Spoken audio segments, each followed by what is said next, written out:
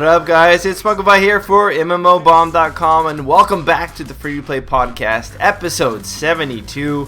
We took a little bit of a hiatus last week. As you may or may not know, we were at E3, checking out all the latest free to play games at the Expo in Los Angeles, California.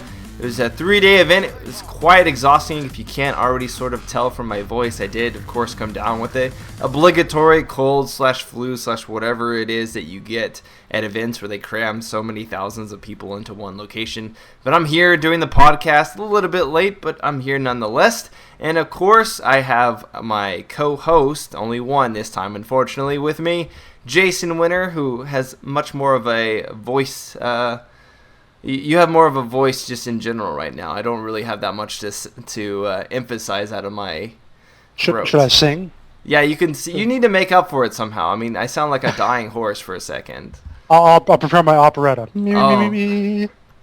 Awesome. So, Jason, you and I both have sort of been covering or watching attentively about all of the latest sort of free-to-play news coming out of E3. Not only that, but of course we have had new consoles launched or launching this year, rather, that they've been sort of unveiled in their entirety for the most part at this year's E3.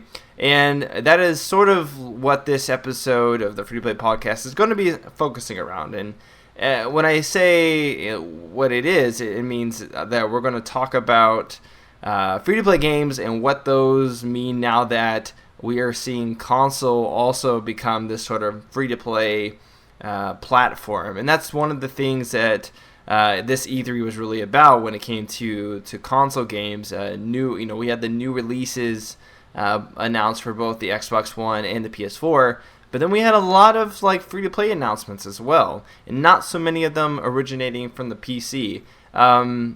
Jason, when it comes to mind, when you think about their free-to-play for this year's E3, can you think of what platform had more free-to-play announcements at E3? It was definitely the consoles. I mean, that was sort, and also the focus just in general. I mean, sure there were PC games being announced and so on, but everything was just about the consoles this year, and that's just about all there was. Yeah, I mean, it really is no surprise that with both Sony and Microsoft announcing their latest, big platforms, that all the developers are going to try to jump on that bandwagon, if you will. It's free press.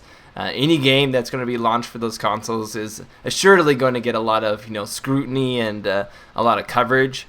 So it makes perfect sense that now that the latest consoles are at least trying to bring their specs up in line with a PC, that we would see more free-to-play console games as well. And that's exactly what we saw. We saw the announcement of both the Xbox 360 and the PS3 getting new free-to-play games. And then we saw the next generation of consoles get their respective free-to-play announcements. More of them being ports than not, but there still was some exclusives. And we're going to talk about all of that as we lead into our first few articles today. So starting with the announcement of Tekken Revolution for the PS3. It was launched on June 11th, so at the time of this recording, 6 days ago, almost a week ago, right around the time that E3 kicked off, and no coincidence there, and is a PS3 exclusive. So it's sort of like Sony's own respective fighting game that's going to be free to play, making it easy for everybody to sort of jump in and start. 8 characters, I believe, at launch for free to play users, and I think you can unlock more as you continue to play. Jason, this actually, to me at least, doesn't seem very surprising. PC's never really been a basis for one-on-one fighting games. I mean, we've had some. Yeah. But, yeah, man, that's generally been a console thing, or if you're really old like me, you remember arcades. Yeah, that's where it all started. I mean, I'm old enough to remember that as well. That wasn't that long ago. I hope some of our listeners are. I remember playing Marvel vs. Capcom, on the old arcade machines. That was sort of my fighter that I remember playing. Wasn't so much into Street Fighter at the time. But even then, when the Street Fighter was brought onto consoles, you're talking about, SNES.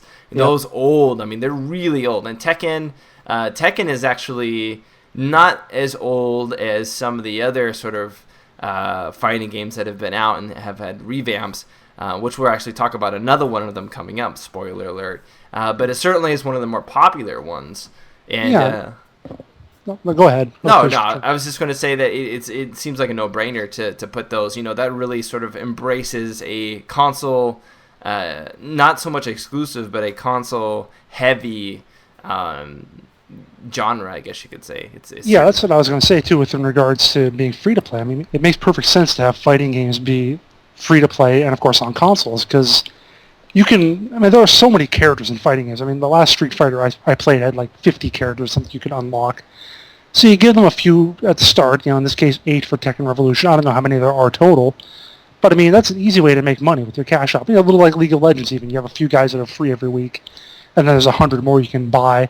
Yeah, you can buy different outfits. Again, that would be a great thing for fighting games. People love to dress up their characters and whatever kind of stuff. So, I mean, it's surprising we haven't seen a whole lot more of that. It just seems like a perfect match for that kind of system. Oh, it really does. And it also seems fairly balanced, too, because if you look at it from, like, how can a fighting game be pay to win? If you take a fighting game like Tekken or Marvel vs. Capcom or whatever other fighting series have you, Street Fighter, obviously, those games are not built around sort of having any pay-to-win implementation. There's no stats or skill trees or anything like that. It's just straight-up fighting. I mean, there's no way they could put something in the cash shop that says you do plus 10% damage or something. You couldn't do that. Yeah, exactly. In fact, just to sort of compare it to, I guess the closest thing I've seen on a PC would be the recent Archblade, where they tried to do the same thing, where they tried to take Street Fighter style characters with combos and have them just matched up against each other with the baseline stats on their abilities and what have you. And granted, that's a different whole story about if a character is balanced or not. But these games, I feel, especially like Tekken and Street Fighter, have proven over time that they're balanced. Their characters are balanced. And I talked about League of Legends too, because I guess, if you notice too, League of Legends and a lot of the fighting games are like esports. They are really big in the esports scene. Like I said, you can't have that pay-to-win advantage in an esport because it just unbalances the whole thing. So maybe that's kind of the connecting link between the two. Yeah, and cosmetic items are always welcome. I always think that's like a fair, cash up item, of course, and it just makes sense. I would be really confused if I heard people complaining over unlocking cosmetic items through cash shop, because if you think about it now, think about a lot of the cosmetic items that you unlock in fighting games now. You buy DLC, you buy DLC that includes an extra character or an extra cosmetic costume. Like, it's the same thing, except that you're getting the fighting game for free. So that's the PS3's fighting game, all right? And then later in the week, we got another free-to-play announcement for another fighting game. You actually posted this up on MMOBomb, and that was for Killer Instinct, another hugely popular fighting game series being revamped for the Xbox One. Oh, why the X-Bone? Why? So tell me a little bit about Tekken Revolution's free-to-play model versus Killer Instinct's free-to-play model. Well, you just can't get over the fact that Tekken Revolution gives you 8 free characters when you can first play. And apparently Killer Instinct gives you 1. Now, would you argue? I would argue that doesn't really constitute a free-to-play game at that point. Like, yeah, I mean, unless you really like that character, unless you really like Jago. Yeah, if you really enjoy playing just as him and no one else, and like that's your favorite character, this is like a dream come true. It's like ultimately like the best free-to-play game ever. Because obviously, if you just play one character and that one character is all that's available for you, man, it's like hitting the lottery. But for all of those that just like mashing buttons and playing different characters to see what happens, it's not so much. And there's no way to unlock, right? There's no way to unlock any other character other than paying for them. I believe that is the case. Next thing you know, they're gonna be like, oh, it's all because of the power of the cloud. We gotta have all these characters in the cloud. You gotta pay for that. As if PlayStation wasn't already garnering more good press than Xbox. Right. Even their games, even their third-party developers are squeezing you. Well, we're actually gonna make that sort of comparison as we move this podcast along, because I want to really compare how PS4 and Sony is doing their free-to-play model versus how Xbox, because Xbox, I mean, they're not making. Granted, they're not making a huge show of it, but they're kind of like an old wheezing band, and like they're really trying to like. They were like, hey, we're here and we're relevant, but all that comes out is like rasps of air. Like, you know, it's not like really sort of meeting the roar that Sony's been pressing out lately in their PR blurbs for everything. You kids, get off our free-to-play lawn. Yeah, right. So we're gonna kind of make those comparisons and see not only just like what games are available on both, but what the payment models are available on both. Because keep in mind, now both Sony and Xbox have a subscription model for their online service, and we'll talk about what that means for free-to-play games coming up. But yeah, Killer Instinct, only one character available. I was never really a huge Killer Instinct fan, so this doesn't really put me in any kind of distraught situation. But I imagine those that like Killer Instinct more than Tekken Revolution, or Tekken rather, may find that a little bit annoying. But it kind of seems to be just like Microsoft's stance on everything now, just a big like middle finger to everyone. I don't know. That's just what I've seen so far, and it's sort of been like I've seen it in interviews, like people's actual reactions, the company's PR reactions. It's not just, you know, a grudge or something like that. It's been a pretty ugly week for Microsoft. Yeah, it's been pretty brutal, nonetheless. All right, so moving on to some actual PC news a little bit, and again, this is also tied into the consoles though. Coming from E3 we finally actually got to see some gameplay of World of Warships.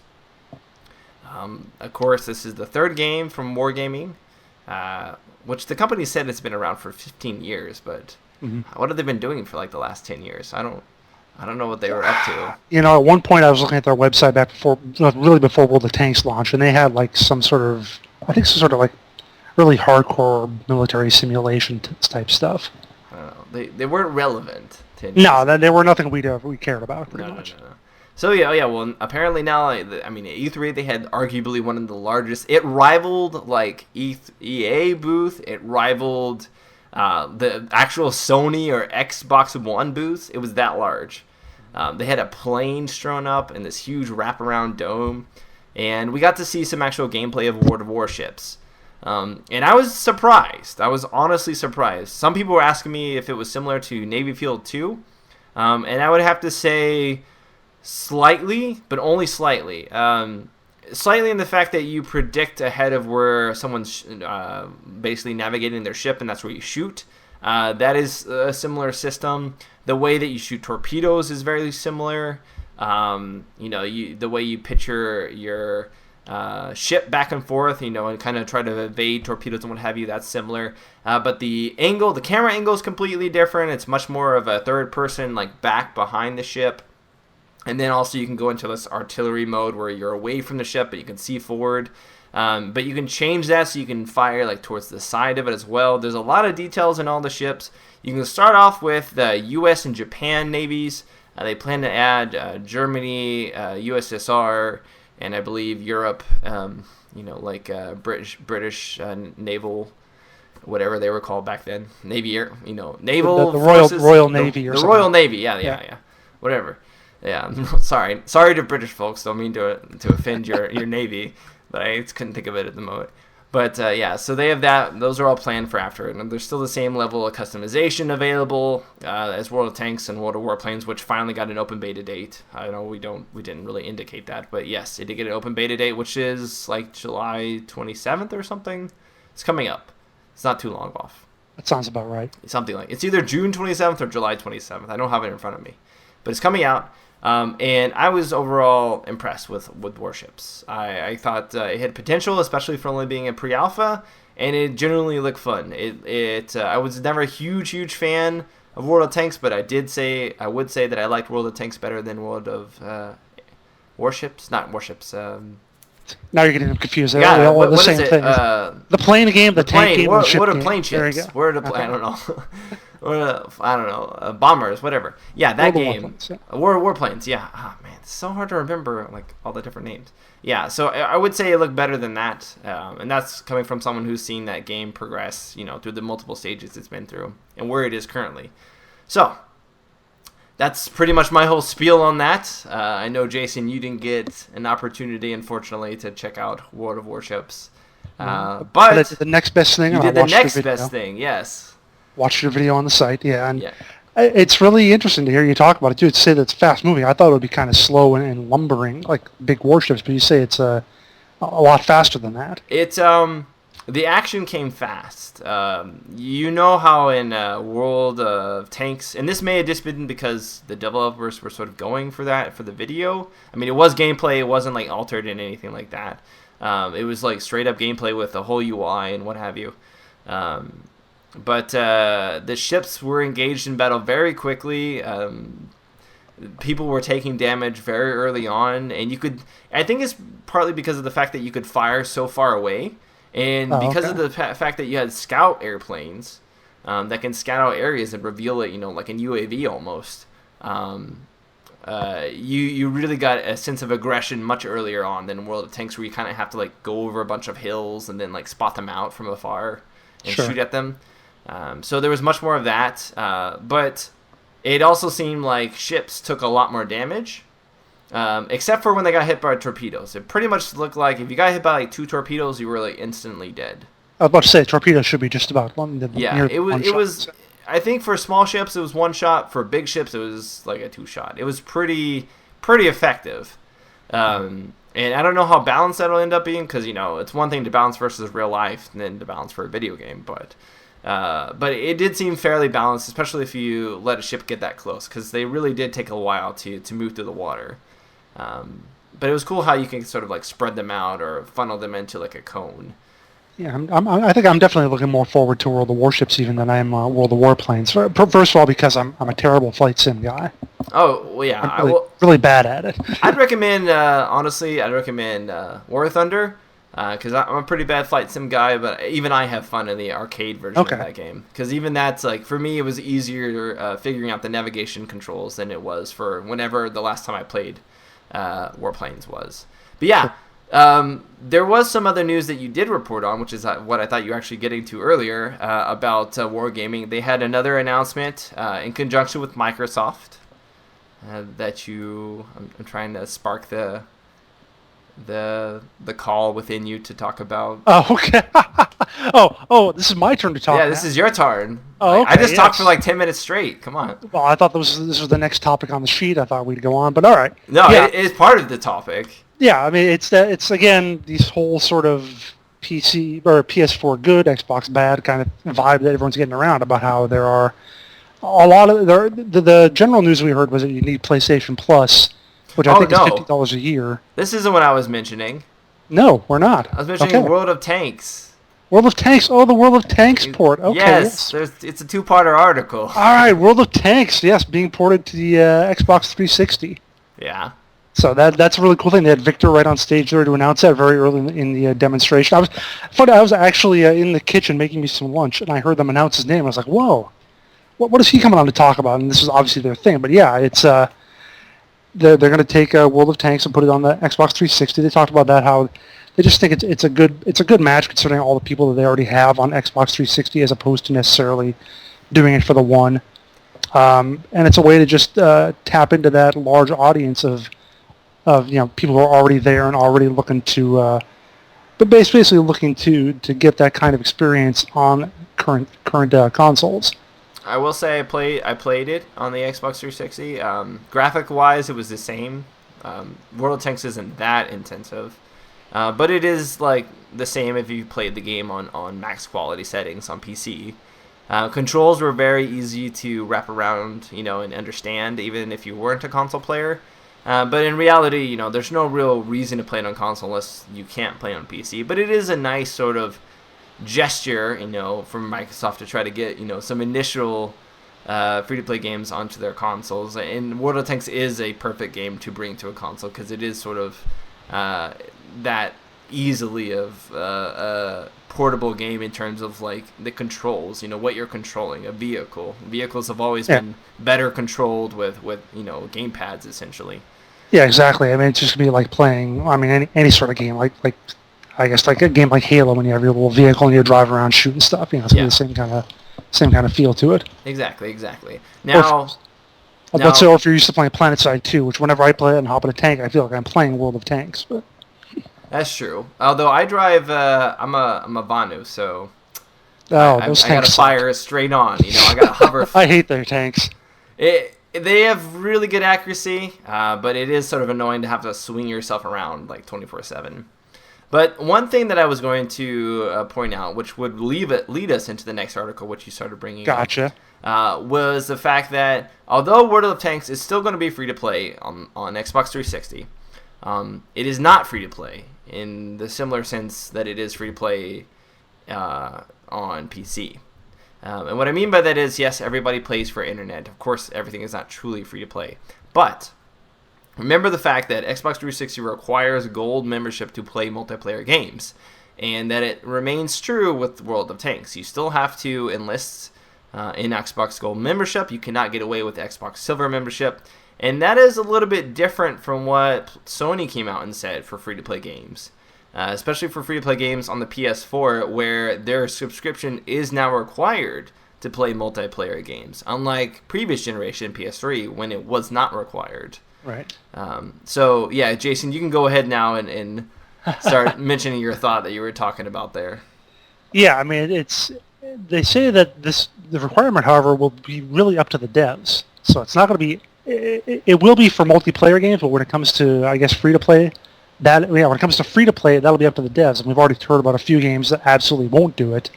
PlanetSide 2, DC Universe, of course, being both Sony games.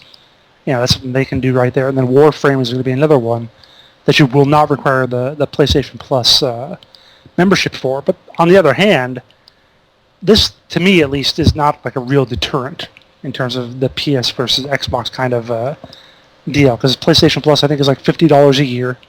And you get other free games as it goes along. So less than $5 a month. You get like free games all throughout it. So it really seems like a pretty good deal overall, even if you are a little ruffled over the notion that you're paying for a free-to-play game, so to speak. Yeah, there was a really nice Reddit post a while back that sort of like summarized what you would have got if you paid for PlayStation Plus on the PS3 like over the last year, and it kind of like listed all of the free games you would have gotten, and there were like something like 20 games or something like that, and a lot of them were like AAA, like highly revered titles. That are only coming out, on the PlayStation Plus maybe a month, sometimes close to a release time for free for players to play, as long as they had PlayStation Plus. Yeah, I mean, I'm looking at the list right now. I'm looking at the PlayStation Plus page. I see Uncharted 3, XCOM, Deus Ex, whichever one that is, Human Revolution. So, I mean, those are solid games. Yeah, for sure. And for $5 a month, I mean, that's less than going out and getting like a hamburger, a hamburger meal or something like that. Definitely worth it. Versus the Xbox, gold subscription, $14.99 or what have you.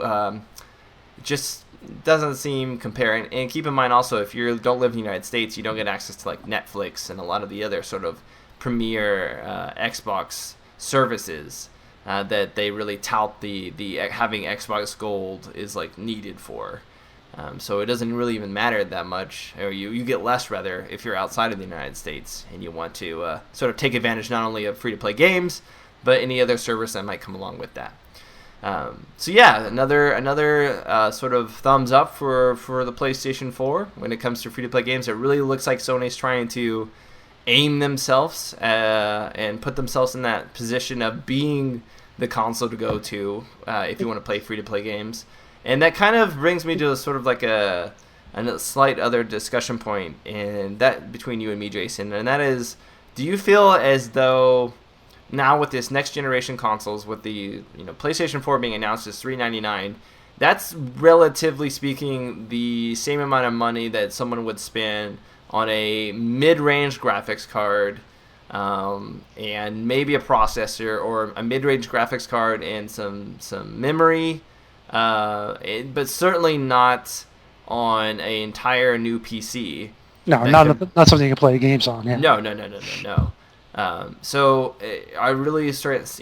Do you think that PlayStation 4 will become sort of a legitimate platform for players who want to play free-to-play games? Do you think more and more developers will not only just port their games over, but actually start creating free-to-play games specifically? I mean, we have a couple of exclusive free-to-play games for PS3, PS4, Dust 514, and then Tekken. But do you see that as sort of like a legitimate avenue for players that want to pursue that style of gaming? I think what we're seeing is just PlayStation and Sony in general just having a better concept of what gamers want and what the current trends are than Microsoft and Xbox. And I think they understand that free-to-play is one of those trends. It's what's here now, it's what's going to happen, it's what people want. So I think they're going to do that, and they're going to encourage it, going to encourage people to do that sort of thing. In fact, if you remember, let's see if I can find it again in the article, the Killer Instinct thing. Mm-hmm. Was it that one? Where basically the producer of the game, the Tekken Revolution, the producer tweeted, someone asked him, why isn't it for Xbox One? And he tweeted, or Xbox 360, and he tweeted, you'll have to ask us, Microsoft, about that. He said, yeah, ask Microsoft yourself. I already asked them about free-to-play at the console last year. So it's like, Sony just seems to be with it more. And they just seem to have a better concept of what the current trends are, and they're going to encourage free-to-play and going to roll with that for as long as it goes. Yeah, I think there's a couple of things that Sony has going for it. Like you mentioned before, they know their audience a lot better than Microsoft seems to know their audience right now. I think Microsoft seems to have like this fictional audience in their mind that they think they're going for, but well, they have the sports and the TV watchers. Yeah, sports, and the Call of Duty players. Yeah, that's right. Yeah, they love their Call of Duty players. They seem to think that demographic is much larger than the general gaming demographic. And so the higher price point due to the Kinect edition, which a lot of free-to-play games probably would never take advantage of, coupled with the fact that it has to always online DRM, and we know that there's a lot of players out there in areas where internet is a little shoddy and they want to play their games offline.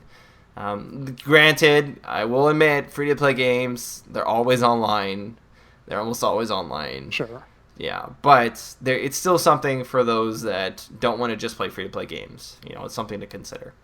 So it's cheaper. You don't have some of the same restrictions. You can obviously trade games around. Again, not so much a problem with free-to-play games. But there certainly is a lot more going for the PlayStation as it seems. Microsoft seems to really be sort of focused on the future. They're really sort of trying to think down the line. But I think they have overthought it. And they're gone like past what, it's kind of like trying to predict the future and trying to make stuff for the future without really understanding what the future is going to be. You have like an idea, they're like, oh, there's this cloud technology, we're going to do stuff in the cloud. They kept throwing that around all of the E3, like, oh, the power of the cloud. And I'm like, oh my gosh, that doesn't do anything. Like, it's complete and utter BS at times. Because it is. Don't let someone fool you otherwise. That is marketing spin 101. Like, there is not anything that you're actually gaining from that in a gaming perspective than what you could do if you just could play the console offline. It's like the Microsoft strategy was formed in a boardroom, and the PlayStation strategy was formed amongst gamers. Yeah, amongst gamers. Yeah. Yeah. Because the boardroom guys love cloud. The cloud computing is great. Everybody loves that. All right, put it in. So. I never heard the word cloud used so many times in like a short 3 days. Even when you played Final Fantasy VII, you didn't hear cloud used that. That's true. Yeah. It was so much. Like someone was like, man, it's like talking about like weather or something. Like cloud this, cloud that. Watching the Weather Channel. Right. Yeah. Right. All right, so that is sort of our post E3 sort of wrap up. I did want to touch on a couple of things that aren't in the sort of the spectrum of PlayStation, Xbox. Overall, the best sort of game that I saw that was not something from a previous developer we've seen is, of course, Black Desert. I would highly recommend you check out the little small first impressions that I got after interviewing the developers. Sadly, it's not going to be coming out to 2015. But we've got a lot of great interviews and some gameplay footage up for some of the various developers that we talked to at E3. So I highly recommend checking that out. I got this cold for you guys by going to E3 to check out those things. So please go and watch some of that content. He bled for you. Well, probably not blood. Probably more like snot. I sniffled for you. I sniffled for you. Okay. All day. And then I drove 4 hours home. And my voice is giving out. So come on. Give me something. All right, but yes, moving on to the weekly bombs. It's just going to be me and you, Jason. Gotcha. No bombs from Kevin. But I'm going to go ahead and give a bomb to the Oculus Rift. Now, Oculus Rift is something I saw at E3, and I saw it specifically at the CCP booth, trying out their EVR, which is basically like if you don't know what the Oculus Rift is, it's a virtual reality headset. You put it on, and it tracks your movements, and you can look all around, and it's like amazing. And I played the EVR, which is a spaceship simulator where you're in like a fighter plane and you're flying around and you're fighting other players up to a maximum. I think they have like 10 or something like that. It's 5 versus 5. And I never experienced something so immersive in my life. And I'm not even overemphasizing that, right?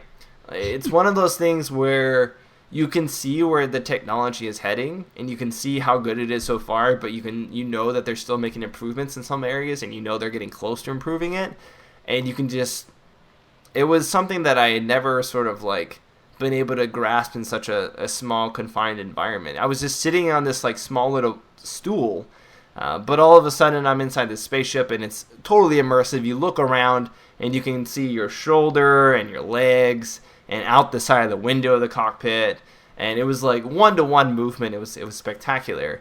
And they made it even better by, you have lasers and you have missiles, and the lasers you just point with your joystick and shoot, and the missiles you have to lock on. And in order to lock on, you physically have to look at a target while holding the button, and it'll lock onto that target, and then you let go of the button and it fires. But to be able to like really utilize that with moving your head around, I was amazed by how like one-to-one it knew where I was looking, and I never had any issue with locking on. And I'm really sort of sad now that I didn't get a developer kit. They were like $400 or something like that when they were on Kickstarter. But I am definitely day one going to buy like a full 1080p kit and play like PlanetSide 2 on it. I mean, it looks amazing. And I can only imagine like what games in the future can really like take advantage of the features. So it's that good with the graphics quality. It looks like just your like a regular PC game. The dev kits that we were featured were 480p, so they weren't quite HD. But the final release versions, they're already up to 1080p. In the newest dev kit version.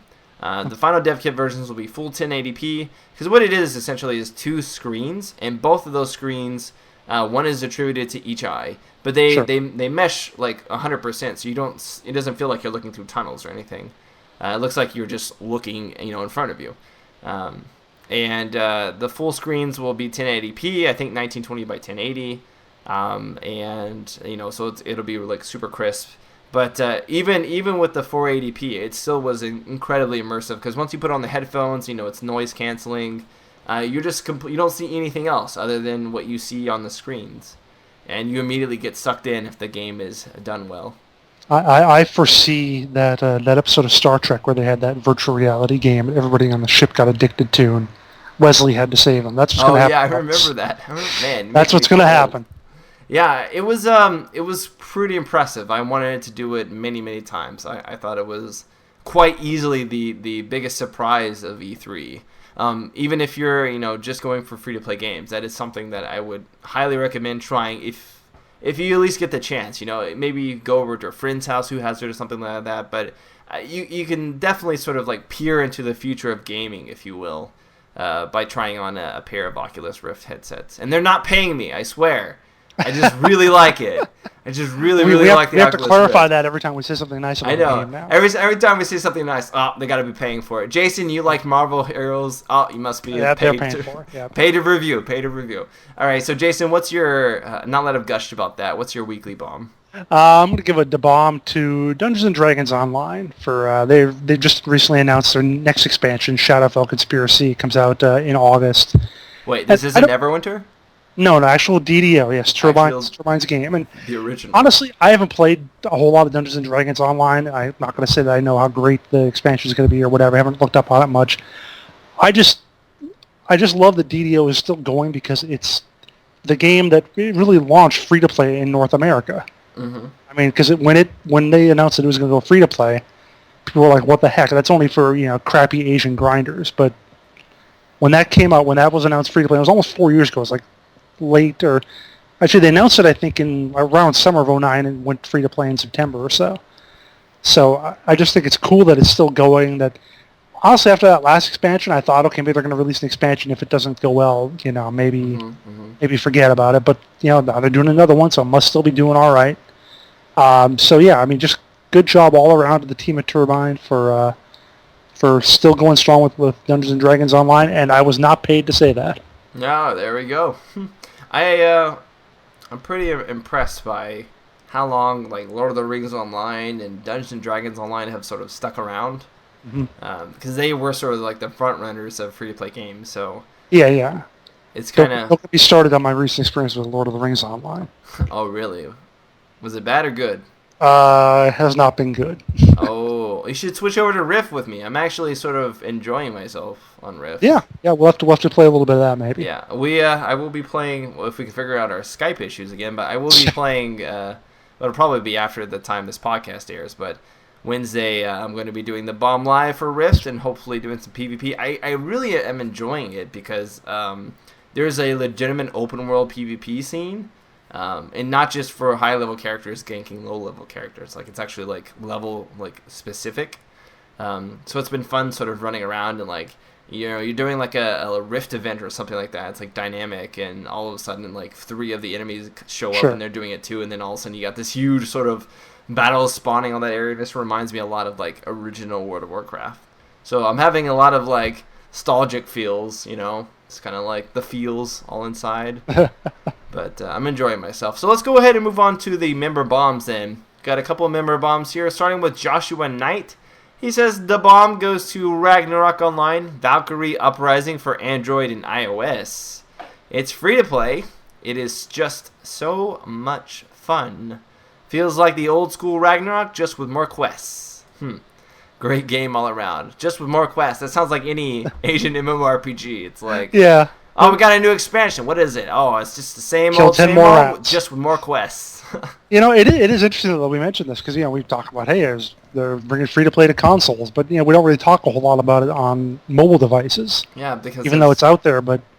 Because you're right, a lot of the MMOs on mobile or free-to-play games on mobile devices are pretty much grind fests or play for 5 minutes and now you have to pay money to keep playing, so... Yeah, free-to-play on mobile really hasn't... Because if it's free-to-play on mobile, chances are it's either a really simplistic mobile game. Yeah, because you can't have 20 hotbars or anything like that. Yeah. Or there's something on the PC that does it better, and for arguably the same system requirements. So you'd think that they could get something going with the tablets, because those are at least a little more space. You could have like a little bit of a hotbar kind of deal. My wife, I'll tell you one thing that does really well that's free-to-play on tablets. My wife loves tower defense games on tablets. Oh, sure. She can't get enough of that. I've never seen one person play so many this tower defense, like the same one over and over again. So if ever there was a time for us to review it, I would review tower defense, but only if they sort of added in a little bit more of an MMO, aspect to it. Currently, right now they're very like arcadey. Yeah, maybe one of those types of games. Even it's like a board game kind of thing, like XCOM.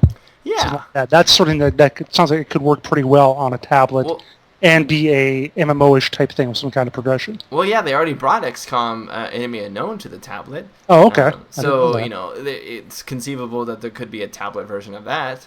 And I have a game that I'm making that I want to port to tablet to at some point, but we'll talk about that in a future podcast. But you will be paid to talk about that. I will be paid to talk about that because I'm paying myself to talk about that. What does that mean? I don't know. So can you get the next one then? Sure. Oh, I'll get to pronounce this guy too. Excellent. Dude, he looks like he's a gangster. He's got the X's and the DMX and the going. I don't know. Oh, it's crooked. Okay, so I'm going to say it's from X Crooked X. Okay. That's pronouncing his lead speak. He says, I have a bomb to Archblade for being a great game to play between classes in college. Screw homework. I'm going to kill people instead. LOL. If that was taken out of context and he just put that like somewhere in a public location within his school and some teacher read, screw homework, I'm going to go kill people instead, LOL, there'd be a lockdown happening in that school. Well, I would say, obviously, the killing part, I guess that's... Yeah, the killing part is really what sends it over the edge.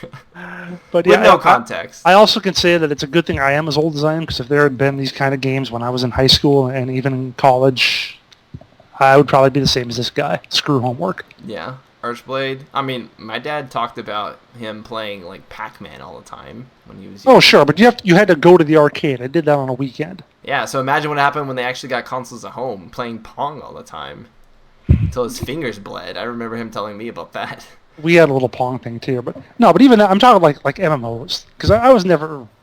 I mean, I played a lot of video games, but being addicted to them like I am to an MMO or something like that, that would have killed me probably. I guess sort of like some of the original like MMO-ish type games on arcades would have been like Gauntlet and stuff like that. Sure. I don't really know. All I can think of is Gauntlet. My age limit is can't go past that. Trying to think of anything older than Gauntlet that's MMO-ish. That was probably one of the first ones. Yeah. Yeah, that had to been. But all right, so moving on to our weekly question from viewers. I shouldn't say last week, but the week before, right before we went to E3, the question was, if you had unlimited freedom to design your own house in an MMO, what would it look like on the inside? And we had one from Airsplash that said, my dream clan house would have multiple floors, and each floor would be completely different. Like, one would be an 80s floor, another one would be like a picture crazy stairs, and another one would be a trophy room. That's how I'm imagining him saying it. I would make it on Terra because it's got nice detail and there's plenty of space in the world for me to put it. Interesting, Airsplash. Good to know. Can you go ahead and take the next one, Jason? All right, this is from... I always give you the hard names. You always give me the good one. I'll look at the next one. That's going to be easy. But anyway, Yeah. This is from Arnemorg. Go with that. Yeah. He says, my in-game house would need a big glass case or shelves or some sort where I can display all kinds of trophies of boss kills and raid victories. Also some wall of fame for PvP medals or something. Also, there would have to be some kind of arcade machines to play minigames that I get some form of currency from for cosmetic stuff, and a sort of internet in my house to connect me with the other players and what they are up to. So basically, he just needs to spend all his time in the house, never needs to actually go out. He like keeps adding thoughts. He's like, he gets to the end of a sentence, he's like, oh, also, and. It's funny to think that we sit in our houses or our apartments or whatever playing video games all day, so we don't have to go out, and so we can play a video game where we sit in our house all day. Yeah, right. Don't have to go out. I play a video game where I sit in front of a computer playing a video game. Or sit in front of a computer playing a video game. Yeah, and just get like perpetual, like the infinity mirrors or whatever. And then lastly, we have Mr. Snitches, who says, I think, now this is pretty like detailed. He says, I think I have a very dimly lit hallway, not just a dimly lit hallway, a very dimly lit hallway. As you enter the house, with the floor a sickly pulsing pink of newly rendered flesh. All right, so we got this image in our head now. It's very dimly lit. There's pink flooring that looks like rendered flesh. I guess because it's a video game, it has to be rendered. The walls would be obsidian black. Nice. Yeah, actually, like dictate the color of black. Mm-hmm. With a slight shine that you can almost see your reflection. Almost, not completely. You can almost see your reflection. Down the hallway, there would be the main room, a vast place in itself. The walls would be crushed bones of 1,000 fallen enemies, pieced together so perfectly it would almost seem as if the walls created themselves. Decorating these walls are various paintings of mysterious origin, without a rhyme or reason to the content of the images within the paintings. Just a foreboding feeling of dread. The carpet would be a prestigious pattern of dark browns, reds, and grays. Chandeliers would hang from the ceiling, comprised of darkly shaded crystals, giving off an eerie moonlight glow. I think Martha Stewart would love this. I know, right? This is so beautifully detailed. We need to have someone like sketch what this would actually look like and put it as like a image response. I sincerely want to see someone actually like draw this up. Like, this is Mr. Snitch's house. I wonder how long he actually took like picturing this and then writing it down in such fanciful linguistic. I think I'm going to have nightmares tonight. Really? There wasn't even creatures in this. It was just an image of a place. I guess the whole bones, the bones in the walls, assembling themselves, that kind of reminds me of like, I don't know, ancient Rome, underneath the catacombs or whatever. Is it Rome or is it Greece? I don't know. Where are the catacombs? Rome. That's right. I got it right the first time. All right. So that actually concludes this week's episode. Although we do have our question of the week to leave for you guys this time, which is sort of a play on what we talked about before. If free-to-play games became more commonplace on consoles, would you consider buying one primarily just for free-to-play titles? So we talked about how much it is to actually make a new computer, and foreseeably in the future that cost won't go down so much. At least right now, you got to consider the fact that the PS4 is close to current generation hardware. It's not exactly current generation, but it's pretty close. And for the price point, it's arguably a better deal if you can get the same console games that you would on the PC and vice versa. So, with that in mind, would you consider purchasing it just primarily for free-to-play games? Obviously, anything else that you get with it is sort of like an extra added bonus, whether it be free-to-play or not. And again, that's an alternative to the potentially more expensive PC. So let me know down below if you would get it just for free-to-play games primarily. Obviously, if you want to get it for anything else, that's a different sort of story. But if you feel like this would be a good alternative for players who want PC-friendly free-to-play games that have been ported to console and what have you, let me know. We'll see the comments down below for your responses, or you can email them to me at michael@mmobomb.com. Jason, this is about the opportunity for you to plug your usual Twitter, stream, YouTube, website, chat line, whatever you want to plug. Find me on the Twitters @WinterInformal, and I also live stream on Twitch at the account Jason Winter. All right, Jason. Very simple. Very easy to remember your stuff. And my, not Twitch, my Twitter. Yes, Twitch, Twitter is @Spunkify, of course, and then you can always email me at michael@mmobomb.com. And while I do streaming, I primarily do it on MMOBomb, so you can catch me on twitch.tv/MMOBomb every Wednesday at 2 p.m. Pacific Standard Time. This week I'll be doing Rift, but this will probably air after I've done that, so next week you'll just be able to tune in and find out for yourselves. Anyways, guys, from all of us here at MMOBomb, we'll catch you next week. We'll catch you for next week's episode. And until then, we'll see you later. Spunkify out. Later, guys.